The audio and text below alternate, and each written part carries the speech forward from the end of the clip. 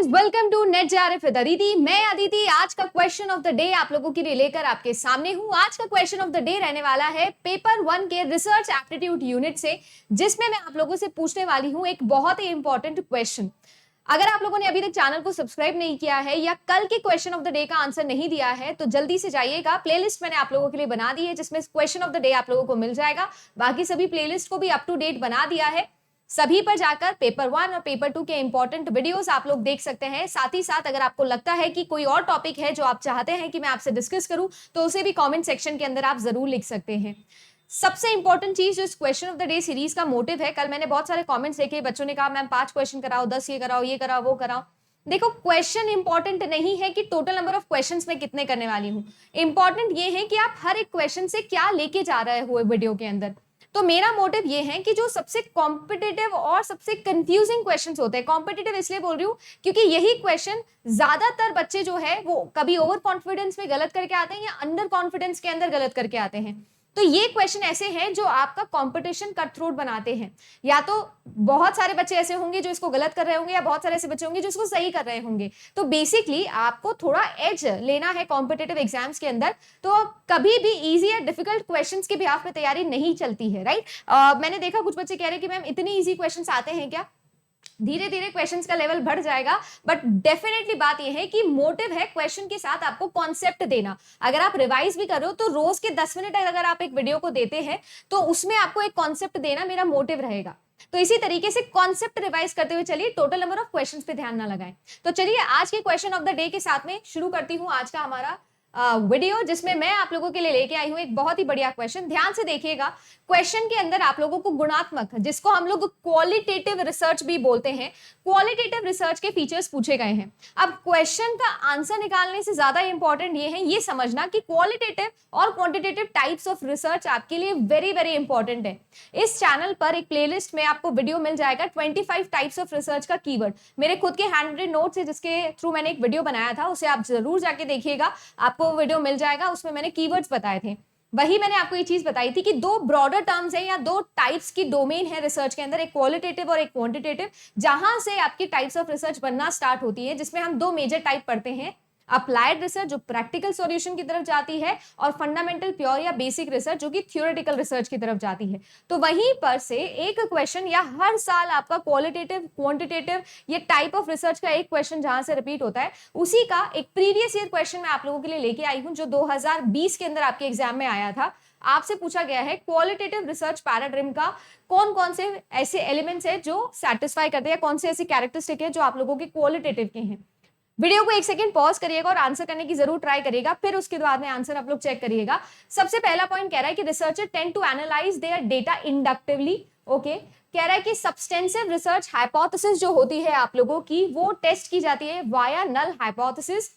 Data takes the form of words and pictures. Actual settings are the direct source of data. Yeah, it assumes that there are social facts with a single objective reality. Single objective reality को लेकर बात की जा रही है। अगर आप सभी लोगों ने क्वालिटेटिव या क्वांटिटेटिव टाइप्स ऑफ रिसर्च पढ़ी है, ये टाइप्स ऑफ रिसर्च भी आप लोगों ने अच्छे से पढ़ा होगा, तो आपने एक चीज हमेशा पढ़ी होगी। देखो, क्वांटिटेटिव में क्वांटिटी निकल के आती है, जो चीज क्वांटिटेटिव तरीके से की जाती है। जैसे फॉर एग्जाम्पल आपने पढ़ाई करी, आपके कितने मार्क्स आए उसके बिहाफ पे मैं जज कर लूं कि आपने कितनी नॉलेज है। और एक है कि वाकई में आपकी नॉलेज आपके बात करने के तरीके से, आपके बिहेवियर से, आपके प्रैक्टिकल से मुझे समझ में आ रहा है कि इस बंदे के अंदर नॉलेज है। दोनों में डिफरेंस है, एक क्वांटिटी की तरफ जाता है, एक क्वालिटेटिव की तरफ जाता है। जो क्वालिटेटिव चीजें होती हैं वो आपकी पिक्चर्स, वर्ड्स, आपके बिहेवियर, आपके सोशल अवेयरनेस को लेकर बात करती है। हम रिसर्च में भी इसी तरीके से बात करते हैं, जहां पर आपका qualitative form of research absolute truth की एब्सेंस के बारे में बात करता है। वो कभी नहीं कहता कि मैं टेस्टिंग करना चाहता हूं, वो हमेशा एक्सप्लोर करने की बात करता है। वो और ज्यादा डोमेन को सोचने के ऊपर बात करता है। कोई भी चीज हो उसको और ज्यादा सोचना, उसके डीपर नॉलेज, इनसाइट्स निकाल के लेके आना, इन सब पे क्वालिटेटिव रिसर्च आपकी काम करती है। जैसे फॉर एग्जाम्पल मैं आप लोगों को एक क्लिप दिखाती हूँ जिससे ये आंसर बहुत आसान आप लोगों के लिए हो जाएगा। पहली बात तो ये आंसर क्या होगा वो मैं आपसे बाद में डिस्कस करूंगी, पहले आप ये देखिए, ये यूनिक एट्रीब्यूट्स है। और अगर आप लोगों ने थ्योरी क्लासेस देखी है मेरे रिसर्च की, तो उसमें मैंने आपको ये बहुत बार समझाया था, एब्सोल्यूट ट्रूथ का एब्सेंस यहाँ पर होता है, क्योंकि ये लोग मानते हैं कि सारी चीजें सब्जेक्टिविटी के ऊपर डिपेंड करती है। ऐसा बिल्कुल भी नहीं है कि हम रियलिटी को ऑब्जेक्टिव वे में लेके जाएं, जैसे कि क्वांटिटेटिव रिसर्च में होता है। क्वांटिटेटिव रिसर्च हर चीज को क्वांटिटी के अकॉर्डिंग मानती है। उनको लगता है कि अगर 100 लोग कोई बात बोल रहे हैं तो वो सही होगी, ये बात करते हैं। जबकि क्वालिटेटिव रिसर्च कहती है कि 100 लोग, 100 दिमाग, 100 अलग अलग बातें हो सकती है। तो किसी भी एक पर ट्रस्ट नहीं करते हैं या फिर नंबर पर ट्रस्ट नहीं करते हैं। यही चीज है जो आप लोगों के लिए बहुत ही ज्यादा इंपॉर्टेंट फैक्टर है। अगर मैं बात करूं क्वालिटेटिव और क्वांटिटेटिव, इंपॉर्टेंट दोनों ही है, बट क्वालिटेटिव का जो आप लोगों का स्पेक्ट्रम है वो बहुत वाइड है। अगर आपको किसी चीज की डीप नॉलेज चाहिए तो आप क्वालिटेटिव एनालिसिस करते हो, ना कि क्वांटिटेटिव। ठीक है, तो इंपॉर्टेंस ऑफ कॉन्टेक्स्ट हो गया आप लोगों का, इंपॉर्टेंस ऑफ मीनिंग, ये सारे कीवर्ड्स थे जो मैंने आप लोगों को बताए थे। पार्टिसिपेंट और रिसर्चर के रिलेशनशिप पर डिपेंड करती है ये चीजें। टाइप्स ऑफ इश्यूज या क्वेश्चंस पे डिपेंड करती है। रिसर्चर यहाँ पर मियरली एक इंस्ट्रूमेंट के जैसा काम करता है। यहाँ पर डिजाइन की फ्लेक्सिबिलिटी होती है, क्योंकि एक्सप्लोरेटरी डिजाइन पे हम लोग काम करते हैं। रिसर्चर के स्किल सेट पे डिपेंड करता है वो किस तरीके से नॉलेज आप लोगों की निकाल सके। बिल्कुल आप मानिए कि आपका एग्जाम जिसमें आपके मार्क्स देखे जा रहे हैं उसके अकॉर्डिंग आपका सिलेक्शन हो रहा है, और एक होता है आपका इंटरव्यू। इंटरव्यू में क्या होता है, इंटरव्यू के अंदर आप लोगों के बात करने के तरीके से आपका नॉलेज टेस्ट किया जाता है कि वाकई में आप इस जॉब के लिए अप्रोप्रिएट हो या नहीं हो। वो आपका क्वालिटेटिव एनालिसिस होता है। तो यूनिक ऑनलाइन या मोबाइल कैपेबिलिटीज इसकी होती है, और मेसी एनालिसिस होता है। क्यों? क्योंकि ये ऑब्जेक्टिविटी नहीं सब्जेक्टिविटी पे डिपेंड करता है। अगर आप सभी लोगों ने ये चीजें अच्छे से देखी है तो मुझे नहीं लगता कि इस क्वेश्चन को सॉल्व करने में बिल्कुल प्रॉब्लम होने वाली है। क्या यहाँ पर रिसर्चर इंडक्टिवली काम करता है? इंडक्टिवली मतलब होता क्या है कि आपके पास में बहुत सारे एग्जाम्पल्स है, और उन एग्जाम्पल केस से आप लोगों ने क्या किया, एक सेंट्रल थ्योरी या एक ट्रूथ ढूंढने की कोशिश करी। बिल्कुल सही है। देखो, एक ट्रूथ की यहाँ पर कमी है, बट आप चीजों को क्या करते हो, पैटर्न ढूंढ के उन्हें जनरलाइज करने की कोशिश करते हो कि हाँ ये चीज हो सकती है या इसका मतलब ये हो सकता है। तो क्या ये बात बिल्कुल सही है? बिल्कुल सही है। डिडक्टिव कहाँ होता है? जहां पर एक यूनिवर्सल फैक्ट है आपके पास में, फिर उसको आपने डिड्यूस किया है और किसी पर्टिकुलर केस में यूज किया है, जो कि हम क्वांटिटेटिव में करते हैं, जहां पर चीजों को टेस्ट करना मेन मतलब है। यहां पर मतलब समझना, मीनिंग निकालना मेन चीज है, वहां पर टेस्ट करना मेन चीज है। और इसी वजह से ऑप्शन नंबर बी आपका यहाँ गलत। सब्सटेंसिव रिसर्च हाइपोथेसिस, एक स्टार पॉइंट बनाइएगा। रिसर्च हाइपोथेसिस या फिर ऑल्टरनेटिव हाइपोथेसिस का ही दूसरा नाम होता है। ठीक है। Data take the form of words and pictures, तो बिल्कुल सही बात है, क्वालिटेटिव डेटा हो जाता है। Actual settings are the direct source of data, बिल्कुल सही। नेचुरल वर्ल्ड के अंदर, एक्चुअल वर्ल्ड के अंदर जो है आपका यहाँ पर डेटा कलेक्शन प्रोसीजर चलता है। तो बिल्कुल सही बात यहाँ पर हो जाएगी आप लोगों की ऑप्शन नंबर डी भी। और ऑब्वियस सी बात है कि यहाँ पर ऑब्जेक्टिव रियलिटी नहीं सब्जेक्टिव रियलिटी की बात होती है, इसीलिए ऑप्शन नंबर ई भी आपका गलत हो जाएगा।